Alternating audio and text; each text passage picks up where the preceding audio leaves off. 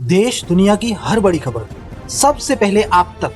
नमस्कार साथियों, आप देख रहे हैं भारत वायरल न्यूज। तारीख आज 14 अक्टूबर 2025, दिन मंगलवार और हिंदी तिथि कार्तिक कृष्ण अष्टमी।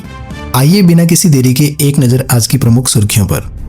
दोस्तों, आज एक तो अंतर्राष्ट्रीय ई वेस्ट दिवस है जिसे हर साल 14 अक्टूबर को मनाया जाता है। इस दिन का उद्देश्य इलेक्ट्रॉनिक कचरे यानी कि ई वेस्ट के बढ़ते खतरे के प्रति लोगों में जागरूकता फैलाना है। मोबाइल, कंप्यूटर, टीवी, रेफ्रिजरेटर जैसी वस्तुएं दोस्तों जब खराब हो जाती है और हमारे किसी काम की नहीं रहती है तो वे ई वेस्ट बन जाती है। और चलिए अब आगे बढ़ते हैं अपन खबरों में। अगली खबर बिहार चुनावों को लेकर है। सीट बंटवारे को लेकर महागठबंधन में खींचतान जारी है। इसे लेकर दिल्ली में कांग्रेस अध्यक्ष खड़गे ने अपने घर पर शकील अहमद, राजेश राम और कृष्णा अलावरू, नासिर हुसैन, केसी वेणुगोपाल के साथ देर रात तक मीटिंग की। कांग्रेस ने अपने सभी नेताओं को दिल्ली में ही रुकने के निर्देश दिए हैं। तेजस्वी यादव ने कहा 1 से 2 दिनों में घोषणा कर दी जाएगी, कोई समस्या नहीं है, सब कुछ ठीक है। इधर कांग्रेस की मीटिंग के बीच लालू ने अपने उम्मीदवारों को पार्टी का सिंबल बांटना शुरू कर दिया है। बेगूसराय के मटिहानी सीट से बोगो सिंह को आरजेडी का सिंबल मिला है। इसके साथ ही भोजपुर के संदेश से अरुण यादव के बेटे दीपू यादव को लालू प्रसाद ने पार्टी का सिंबल दिया है। परबत्ता से संजीव सिंह को भी सिंबल मिला है, वे जदयू से राजद में आए हैं। इसके साथ ही तेजस्वी यादव ने अपनी पारंपरिक राघोपुर सीट से 15 अक्टूबर को नामांकन करने की घोषणा की है। चलिए अगली खबर देखिए। दिल्ली की राउज एवेन्यू कोर्ट ने सोमवार को लालू यादव, राबड़ी देवी और तेजस्वी यादव को IRCTC घोटाले में आरोपी माना। अब तीनों के खिलाफ केस चलेगा। कोर्ट ने कहा लालू की जानकारी में टेंडर घोटाले की पूरी साजिश रची गई, टेंडर में उनका हस्तक्षेप था, इससे लालू परिवार को फायदा हुआ। उधर लालू ने इन आरोपों को निराधार बताया। यह मामला रांची और पुरी स्थित IRCTC की 2 होटलों के टेंडर में भ्रष्टाचार से जुड़ा है। इससे पहले लालू व्हील चेयर पर कोर्ट पहुंचे, राबड़ी और तेजस्वी भी उनके साथ थे। लैंड फॉर जॉब्स मामले में राउज एवेन्यू कोर्ट ने आज फैसला टाला। कोर्ट अब 10 नवंबर को फैसला सुनाएगा। वहीं दोस्तों RBI की एक रिपोर्ट सामने आ रही है जिसमें कहा गया है कि रिटेल महंगाई 8 साल में सबसे कम सितंबर में घटकर 1.54% पर आई। खाने पीने का सामान सस्ता होने का असर। अगस्त में 2.07% थी। सितंबर में रिटेल महंगाई करीब 8 साल के निचले स्तर 1.54% पर आ गई है। इससे पहले जून 2017 में भी ये इतनी ही थी। इसकी वजह खाने पीने की कुछ वस्तुओं की कीमतों में गिरावट है। वहीं अगस्त में रिटेल महंगाई 2.07% रही थी। रिटेल महंगाई के आधिकारिक आंकड़े सरकार ने आज 13 अक्टूबर को जारी किए हैं। सितंबर में खाने पीने के सामानों की कीमत घटी। दूध सब्जियों से लेकर फल दालों तक के दाम घटे। और वहीं देखिए बड़ी खबर, अफगानिस्तान ने दावा किया कि उसकी सेना ने शनिवार रात को पाकिस्तान सीमा पर हुई झड़प में 58 पाकिस्तानी सैनिकों को मार गिराया है। यह कार्रवाई पाकिस्तान की ओर से किए गए हवाई उल्लंघन के जवाब में की गई।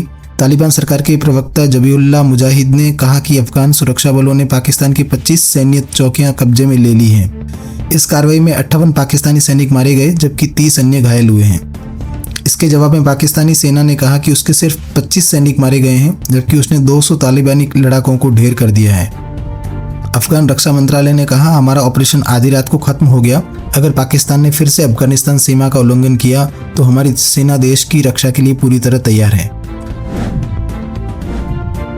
चलिए अगला अपडेट देखिए। पाकिस्तान में गाजा पीस प्लान को समर्थन देने के खिलाफ पिछले 5 दिनों से जारी प्रदर्शन अभी भी जारी है।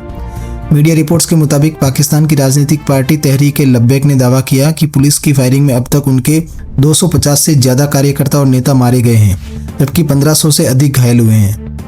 दरअसल पाकिस्तान सरकार ने ट्रंप की पीस प्लान का समर्थन किया है। इसे लेकर कई पार्टियां नाराज है। वहीं कुछ और इंटरनेशनल अपडेट्स में देखिए। नेपाल के बाद मेडागास्कर में जेएनजी ने तख्तापलट किया। पानी की कमी से प्रदर्शन शुरू हुआ, दावा राष्ट्रपति मिलिट्री प्लेन से भागे। नेपाल के बाद अफ्रीकी देश मेडागास्कर में भी जेएनजी प्रोटेस्ट की वजह से तख्तापलट हो गया है। मीडिया रिपोर्ट के मुताबिक विपक्षी पार्टी ने दावा किया है कि राष्ट्रपति एंड्री राजोएलिना देश छोड़कर फरार हो गए हैं। संसद में विपक्षी नेता सिटेनी सोलोनिको ने बताया कि सेना का प्रदर्शनकारियों को समर्थन मिलने के बाद राष्ट्रपति रविवार को देश छोड़कर भाग गए। फिलहाल वे कहाँ हैं इसकी जानकारी नहीं मिल पाई है। मेडागास्कर में पानी और बिजली की कमी से 25 सितंबर से देश भर में विरोध प्रदर्शन शुरू हुआ था।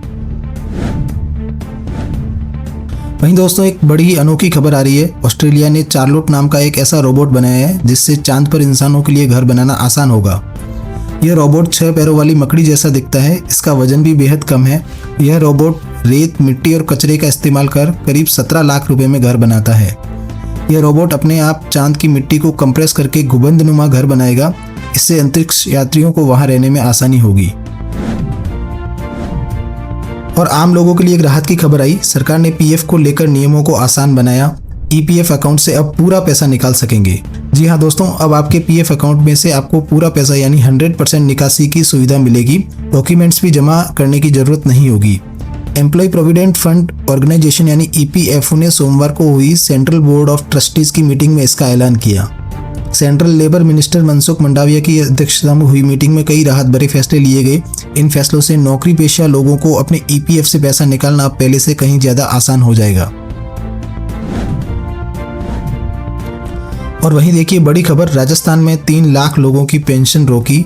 24,000 से ज्यादा का बिजली बिल भरने वालों को नोटिस। आय ज्यादा तो पेंशन रद्द। राजस्थान सरकार ने 3 लाख से ज्यादा लोगों की सामाजिक सुरक्षा पेंशन रोक दी है। सामाजिक न्याय और अधिकारिता विभाग ने 24,000 से ज्यादा सालाना बिजली बिल भरने वाले पेंशन लाभार्थियों को नोटिस भेजा है। विभाग ने उनकी आय की जांच करवाने के आदेश दिए हैं। जांच पूरी होने तक पेंशन नहीं दी जाएगी। वहीं मौसम अपडेट्स में देखिए, पिछले 110 साल की तीसरी सबसे तेज ठंड होगी। हिमालय का 86% हिस्सा अभी बर्फ से ढका। मध्य प्रदेश में नवंबर जैसी सर्दी। देश में इस बार ठंड ज़्यादा पड़ेगी क्योंकि ऊपरी हिमालय का 86% हिस्सा समय से 2 महीने पहले ही बर्फ से ढक गया है। बीते दिनों आए वेस्टर्न डिस्टर्बेंस के कारण पूरे हिमालय पर तापमान 2 से 3 डिग्री कम बना हुआ है। इस वजह से ताज़ा बर्फबारी फिलहाल पिघल नहीं रही। यह अच्छा संकेत है। वहीं भोपाल, इंदौर समेत पूरे मध्य प्रदेश में सर्दी ने समय से पहले दस्तक दे दी है। भोपाल में न्यूनतम तापमान 15.8 डिग्री दर्ज हुआ, जो सामान्य से 3.6 डिग्री कम है। भोपाल में यह तापमान पिछले 26 साल में अक्टूबर के पहले पखवाड़े में तीसरी बार इतना कम दर्ज हुआ है। सिक्किम, कश्मीर, उत्तराखंड, हिमाचल से लेकर नेपाल तक पूरे हिमालय पर सफ़ेद बर्फ की चादर बिछी हुई है। बर्फ का कैचमेंट एरिया भी बढ़ गया है। इसी वजह से मध्य और निम्न हिमालयी क्षेत्रों व मैदानों में अक्टूबर से ही पारा गिरने लगा है। ओके, और चलिए अब अपन आज के सर्राफा बाजार पर एक नज़र डाल लेते हैं। तो देखिए दोस्तों, चांदी एक दिन में 10,825 रुपये महंगी 1,75,000 पार पहुंची। सोना 2,630 रुपये बढ़कर 1,24,000 पार हुआ, दोनों ऑल टाइम हाई पर। सोने और चांदी की कीमत पुष्य नक्षत्र से एक दिन पहले 13 अक्टूबर को अब तक के सबसे ऊंचे स्तर पर पहुंच गई। चांदी की कीमत एक दिन में 10,825 रुपये बढ़कर 1,75,325 रुपये प्रति किलो के भाव पर पहुंच गई है। शुक्रवार को ये 1,64,500 रुपये पर थी। वहीं 10 ग्राम 24 कैरेट सोने के दाम 2,630 रुपये बढ़कर 1,24,155 रुपये हो गए हैं। इससे पहले शुक्रवार को ये 1,21,525 रुपये पर था। एक्सपर्ट्स के मुताबिक फेस्टिव सीजन, इंडस्ट्रियल डिमांड और ग्लोबल स्तर पर सप्लाई कम और मांग बढ़ने की वजह से चांदी की कीमत में लगातार बढ़त देखने को मिल रही है। और चलिए दोस्तों, कुछ मार्केट अपडेट्स पर भी एक नज़र डाल लेते हैं। देखिए, सेंसेक्स 174 अंक गिरकर 82,327 पर बंद। निफ्टी 58 अंक फिसला। आईटी और एफएमसीजी सेक्टर में ज़्यादा बिकवाली रही। हफ्ते के पहले कारोबारी दिन सोमवार को सेंसेक्स 174 अंक गिरकर 82,327 पर बंद हुआ। निफ्टी में भी 58 अंक की गिरावट रही। यह 25,227 पर बंद हुआ। सेंसेक्स के 30 शेयरों में से 27 में गिरावट रही। Tata Motors, Infosys, HUL, power grid और भारत इलेक्ट्रॉनिक्स के शेयरों में 2.3% की गिरावट रही। अडानी पोर्ट्स और बजाज फाइनेंस में बढ़त रही। वहीं निफ्टी के 50 शेयरों में से 30 में गिरावट रही। NSE के IT और FMCG इंडेक्स गिरकर बंद हुए। बैंकिंग, रियल्टी और हेल्थ केयर सेक्टर में भी गिरावट रही। ओके, और चलिए दोस्तों, अंत में आज के राशिफल पर नजर डाल लेते हैं। तो देखिए, मंगलवार के ग्रह नक्षत्र सिद्ध योग बना रहे हैं, जिससे बिजनेस में निवेश करने के लिहाज से मिथुन राशि वालों के लिए अनुकूल समय है। कर्क राशि वालों को नौकरी और बिजनेस में फायदा मिल सकता है। सिंह राशि वालों को किसी को उधार पैसा दिया है तो वापस मिल सकता है। तुला राशि वालों को करियर में नया मौका मिल सकता है। वहीं धनु और मकर राशि वालों को प्रॉपर्टी की खास डील होने की संभावना है। और भी कुछ अलग अलग राशियों का राशिफल आप देख सकते हैं स्क्रीन पर।